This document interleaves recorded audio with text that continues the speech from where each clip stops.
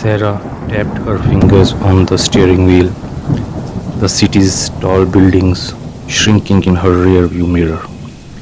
Beside her, 10 years old Leo stared out the window, his nose almost pressed against the glass. Are we nearly there, Mom? He asked for probably the fifth time that hour. Almost sweetie, Sarah smiled, feeling a familiar mix of tiredness and relief wash over her. A weekend away, just her, Leo, and her parents in the quiet countryside. Life as a single mom in the city was constant race, work, school runs, bills, laundry that never ended. These visits to her childhood home were like hitting a giant reset button. They pulled up the dusty lane leading to the familiar white farmhouse just before noon. As soon as Sarah cut the engine, the front door burst open. Her mother, Mary, arms already wide, rushed out, closely followed by her father, Ben, his face crinkling into huge grin. Sarah, Leo, oh, you made it. Mary enveloped Sarah in a warm, flower-dusted hug that smelled like home. Ben scooped Leo up in a bear hug, making the boy squeal with laughter. The afternoon melted away in a warm haze of simple happiness. Ben showed Leo the vegetable garden, letting him pull up fat carrots still covered in earth. Sarah helped her mother bake bread in the old kitchen, the yeasty smell filling the air. They walked down to the pond, skipping stones and watching dragonflies dart over the water. Leo chased the barren cats, his city worries forgotten. Sarah felt the tight knots in her shoulders loosen as she breathed in the clean country air, listening to her parents' easy chatter and Leo's careful shouts. It felt safe, it felt like peace. As the sun began to dip low, painting the sky orange and pink, the wonderful smell of roasting chicken filled the house. Dinner was a feast. Mary brought out a huge platter holding two golden brown roast chickens, their skin crispy and glistering. Alongside them were mountains of fluffy roast potatoes, crispy on the outside and soft inside. Roasted carrots glazed with honey, bright green peas, and rich, dark gravy made from chicken juices. They gathered around the old wooden table, its surface scarred with decades of family meals. Laughter bounced off the walls. Ben told silly jokes that made Leo giggle uncontrollably. Mary recounted stories about Sarah as a little girl, much to Leo's delight. Sarah piled Leo's plate high, watching him eat with the enthusiasm only a day spent outdoors can bring. She savored every bite, the tender chicken, the perfect potatoes, the sweetness of the carrots.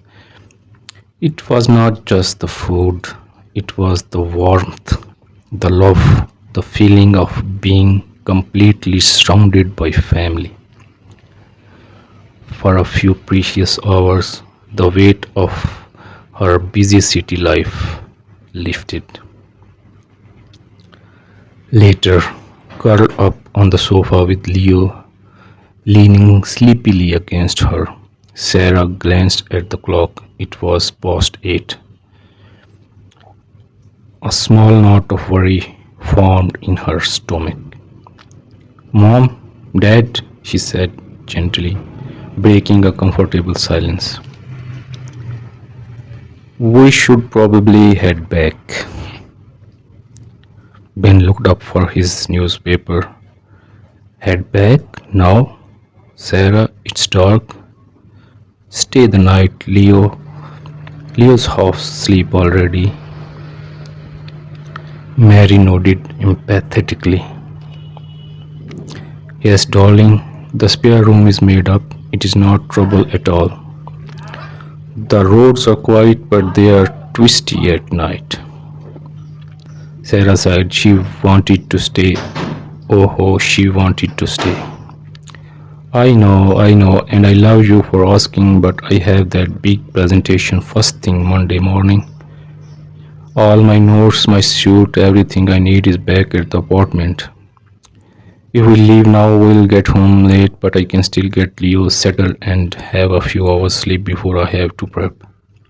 The thought of facing her demanding boss unprepared sent a chill through her, overriding the cozy warmth of the room.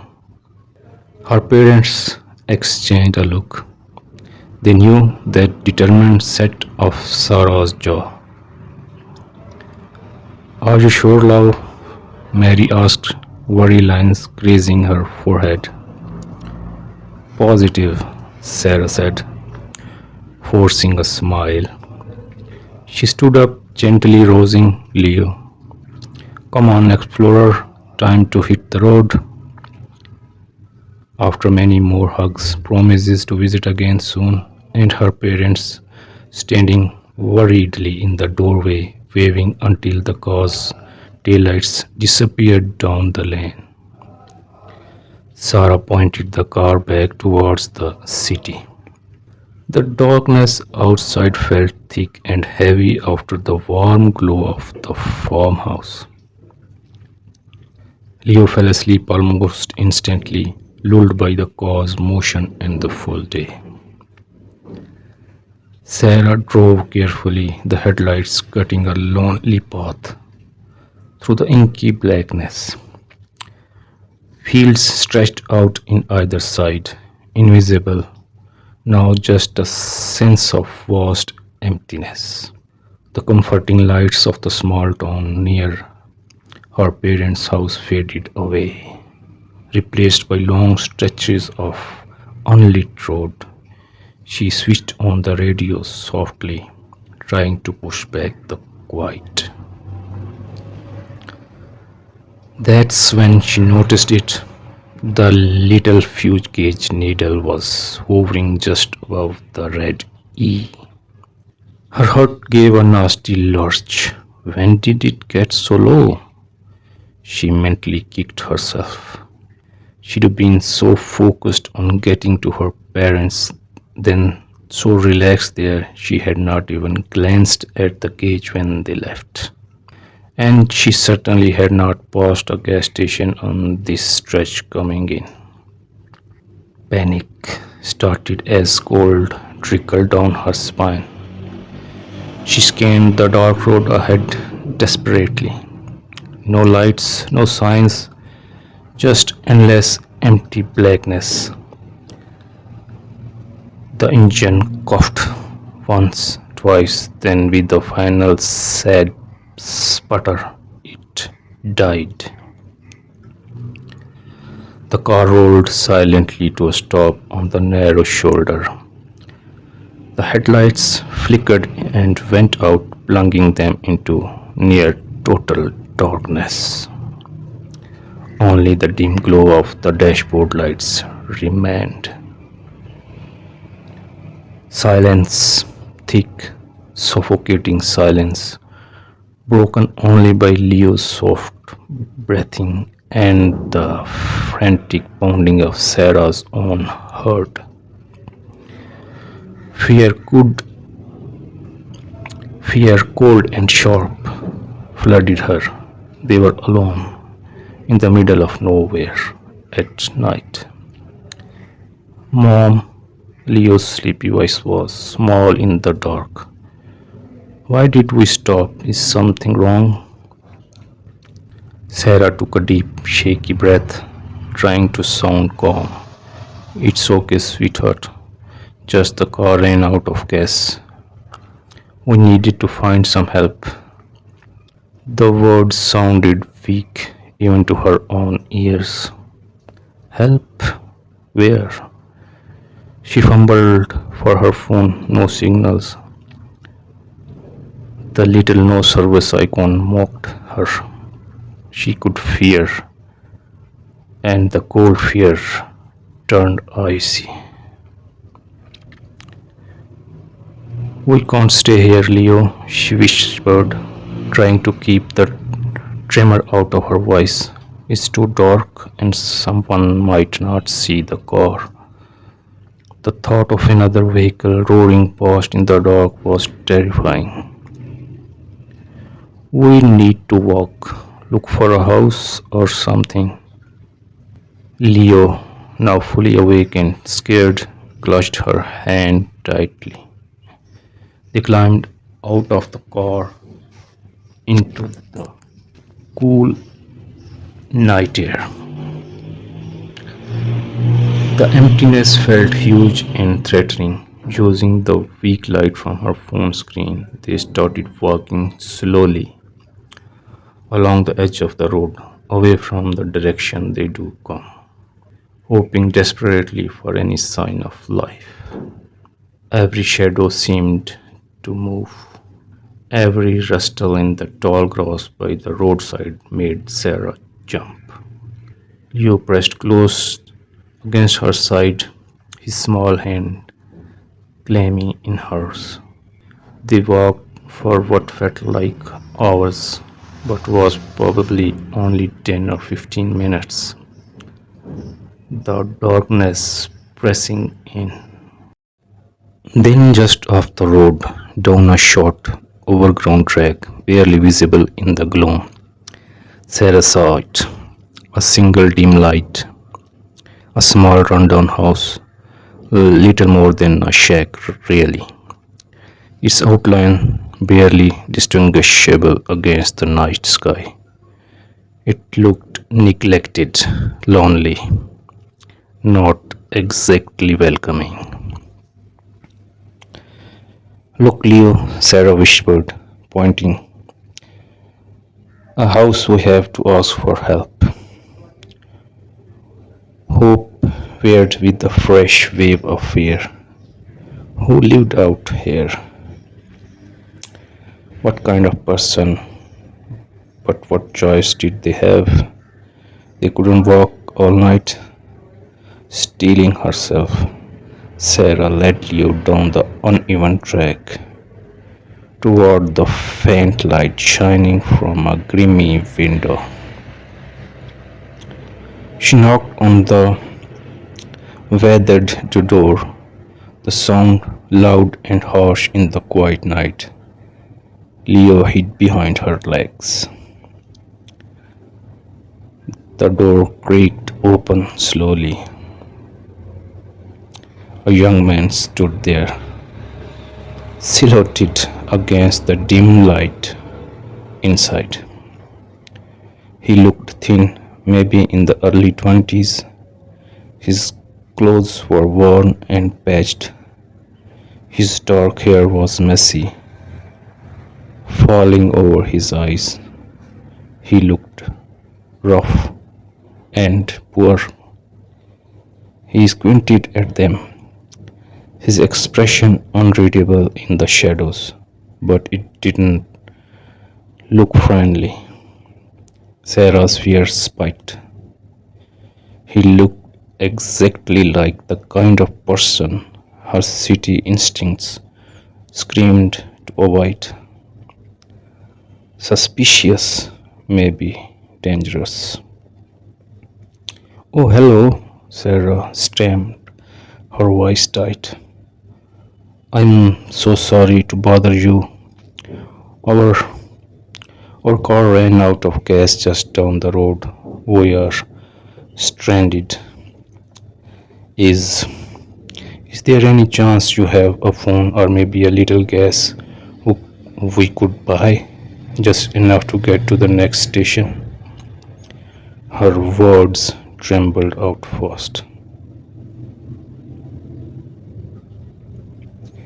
The young man stared at them, his gaze flicking from Sarah's frightened face to Leo peeking out from behind her.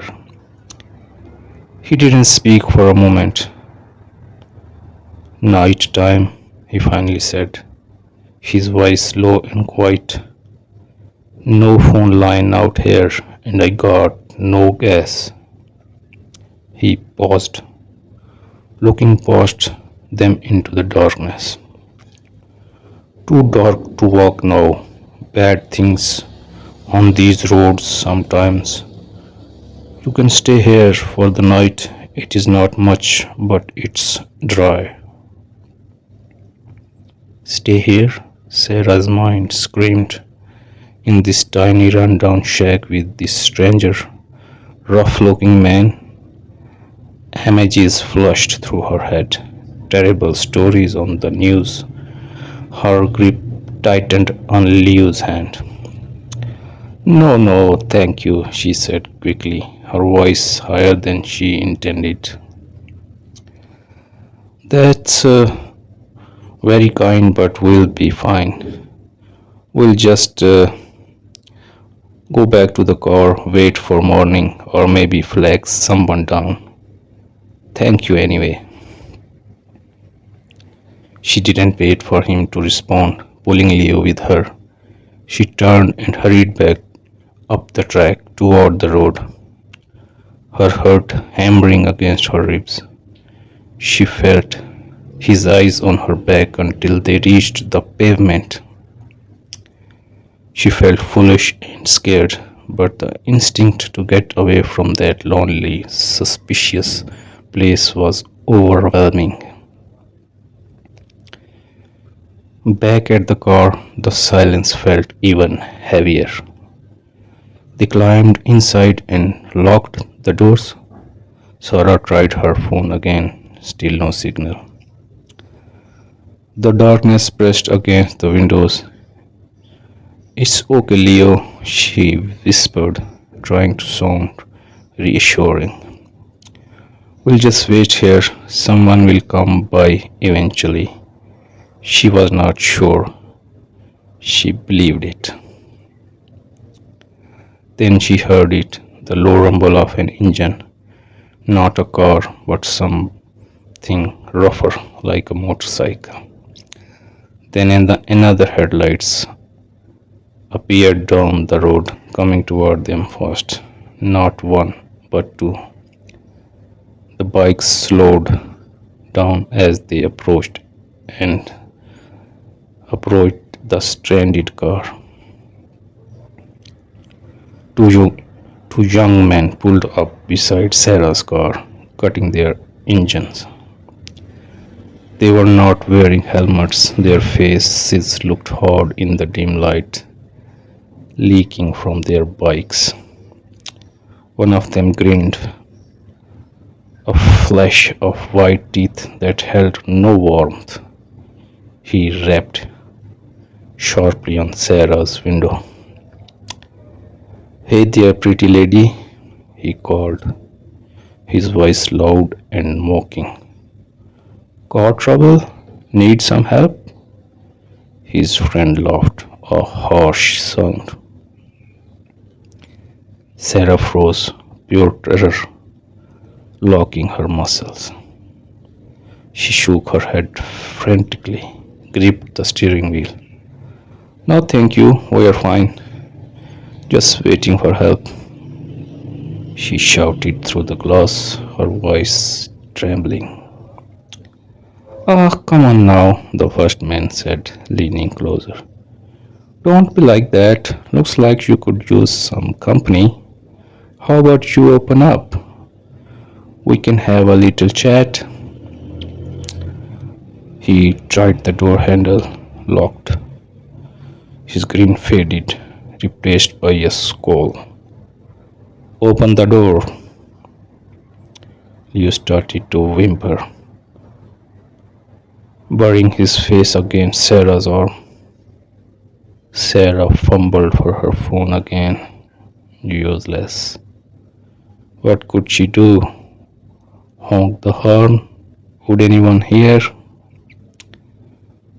Get out of the car, the man demanded, banging his fist on the roof. No! Suddenly, a figure emerged from the darkness beside the road. It was the young man from the shack. He moved quickly and quietly.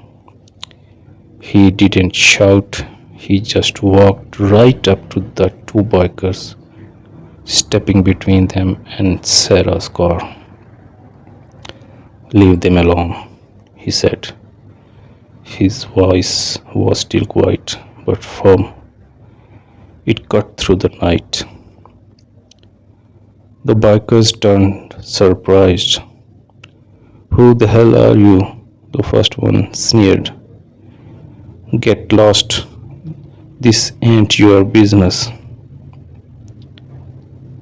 It is now, the young man said simply. He stood his ground, his thin frame looking surprisingly solid in the dim light. The biker swung a fist. Sarah screamed, but the young man from the shack ducked smoothly. He moved with a surprising speed. He was not big, but he was wary and knew how to handle himself. Maybe from a hard life. He blocked another swing and landed a sharp punch to the biker's stomach, making him grunt and double over. The second biker lunged, but the young man sidestepped, tripping him so he stumbled onto the gravel shoulder. It wasn't a long fight. It was messy and brutal in the darkness. The young man took a hard hit to the shoulder that made him stagger, but he kept moving, kept defending Sarah's car. He fought silently, fiercely. Finally, with a well-placed shove, he sent the first biker stumbling back towards his bike. The second one scrambled up, looking less sure now. Get out of here, the young man said, breathing hard but standing straight. Now. The bikers glared, muttering curses. They looked at the determined young man, then at each other. The element of surprise was gone. They were not expecting a fight. With one last angry look, they climbed back on their bikes. The engines roared to the life, and they sped off down the road, their headlights vanishing into the blackness. Silence crashed back. The young man stood for a moment, catching his breath, rubbing his shoulder. Then he turned towards Sarah's car. Sarah was shaking violently, tears of terror and relief streaming down her face. She unlocked the door and stumbled out, pulling Leo with her. Oh my God, are you all right? Thank you so much, the words poured out. The young man nodded, looking a little embarrassed. I'm okay, just a bruise. Are you, the boy? He looked genuinely concerned at Leo, who was clinging to Sarah's wide-eyed. We are okay, thanks to you, Sarah breathed, her voice thick. She looked back toward the dark, empty road, then at the rundown shack. The fear of staying there seemed small and stupid now compared to the very real danger that had just been at her window. We would like to take you up on your offer, if it still stands, to stay just until morning. The words felt heavy but necessary. The young man nodded again. Of course, come on, it's safer inside. He led them back down the track to the little house. Inside, it was exactly what Sarah expected: small, cramped, and very poor. The furniture was old and mismatched. The walls were bare except for a faded calendar, but it was clean, tidy even. A single lamp cast a warm yellow pool of light. Sit, he said, gesturing to a worn sofa. I will make tea. He moved to a small stove in the corner, filling a kettle from a jug. Sarah noticed his hands were clean, his movements careful. Now, in the light, Sarah saw him properly. He was not scary, he just looked young and tired and very thin. His eyes, when he glanced at them, were clear, quite brown, not hard or suspicious at all. She felt a wave of shame wash over her for how quickly she too judged him. I am Sarah, she said softly. This is Leo. The young man nodded. Jake, he replied, placing 2 mugs of steaming tea on the small table in front of them. He added a small plate with a few plain biscuits. Sorry, it is all I have. It's perfect, Sarah said sincerely, wrapping her hands around the warm mug. The simple kindness felt huge. Thank you, Jake, for everything. We were so scared. Jake shrugged, looking down. Those guys, they sometimes come down this road looking for trouble. Not good. He sat on a wooden chair opposite them. You were right to be scared out there alone. He didn't mention her earlier fear of him. They sipped their tea in silence that was no longer frightening, just quiet and a little awkward. Jake asked Leo about the farm, about the chickens. Leo, slowly relaxing, told him about the carrots and the pound. Sarah watched Jake listening patiently, a small gentle smile touching his lips when Leo described chasing the cats. He was not threatening, he was just Jake, a young man living alone in a small house. Later, Jake showed them a tiny, curtained off area at the back of the single room. It held a narrow, neatly made bed. You take the bed, he said to Sarah and Leo. I will I will be fine out here, he pointed to the sofa. But it's your bed, Sarah protested weakly. Jake shook his head. It's okay, really. He brought them a spare blanket, thin but clean. Try to sleep. Morning comes fast. Sarah and Leo huddled together on the narrow bed. It was not comfortable, but it was safe. Dry, warm. Sarah listened to Jake moving quietly in the other part of the room, blowing out the lamp. She heard him settle on the sofa. The fear was gone, replaced by an overwhelming gratitude and a deep sense of relief. She had been so wrong, so terribly wrong. She drifted off to sleep. Leo, safe beside her, knowing Jake was watching over them. The first ray of dawn peeked through the small window. Sarah woke to the sound of bird song and the smell of wood smoke. Jake was already up, stirring a pot of porridge on the stove. He looked up as she emerged.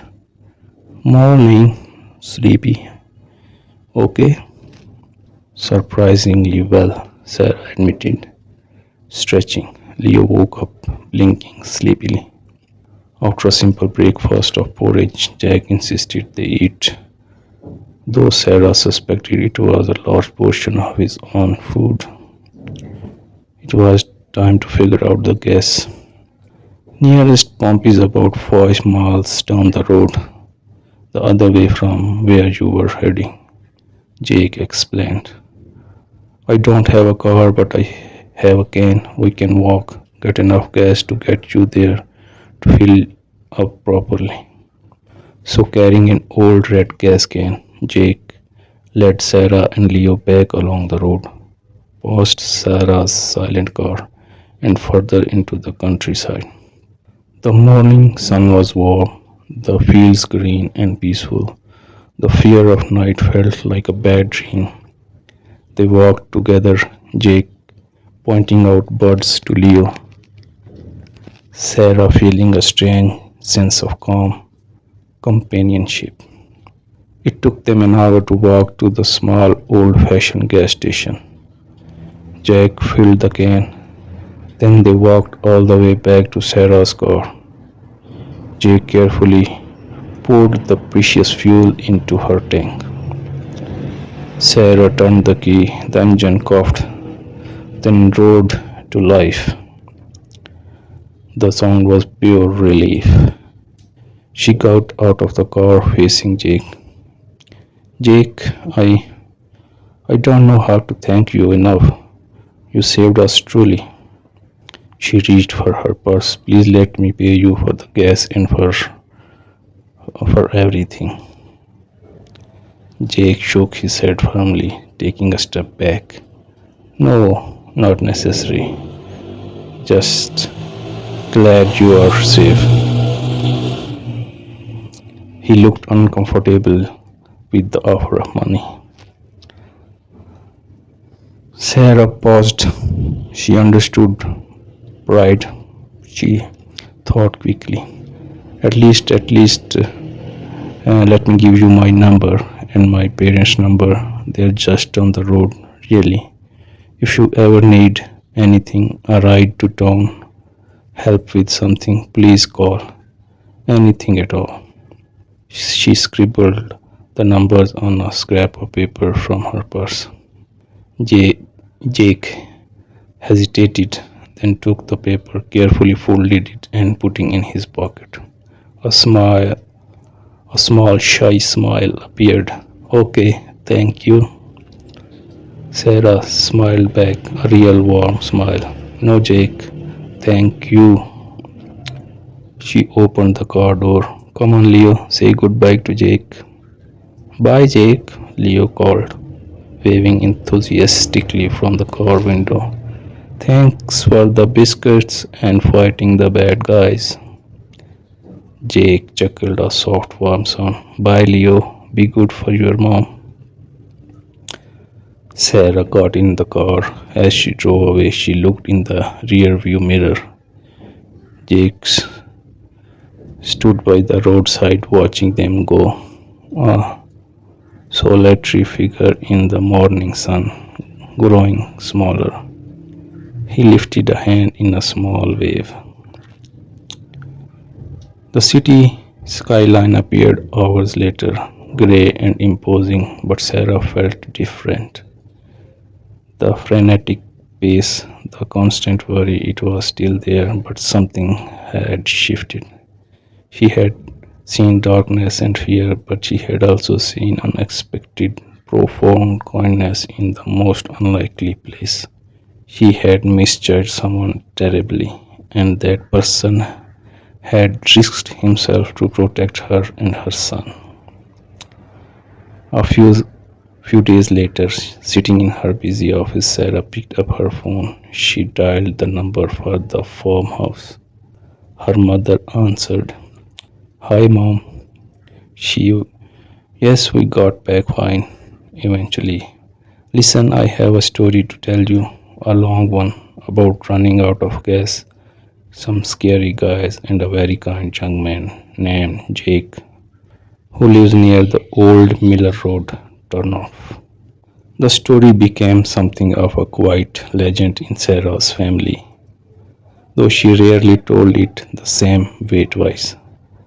What stayed the same was the truth at its core. That night had changed her. She, sta- she started visiting her parents more often, always taking the long route just to pass by that narrow, overgrown track.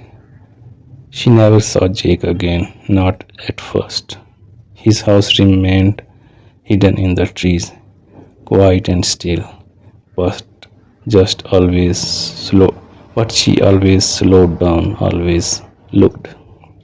Sometimes she would sometimes she would leave things, a paper bag with groceries, a bundle of fresh clothes, a few novels she thought he might enjoy. She never knocked, she never lingered, but 1 month later she felt she left something different, a small simple cell phone preloaded with her number and a handwritten note. No pressure, just if you ever feel like talking. Weeks passed, season shifted, life moved on, as it always does. Then one chilly evening, as Sarah sat reading on her parents' porch, her phone buzzed. Unknown number. She answered with a quite curious hello. There was a pause, then voice she had not heard since that strange, frightening night. Hey, it's Jake. They didn't they didn't become best friends. They were no weekly dinners, no constant texts, but a connection had been made, quite real and built on something rare: trust, kindness, courage. And Sarah knew bridges can be built in the darkest places.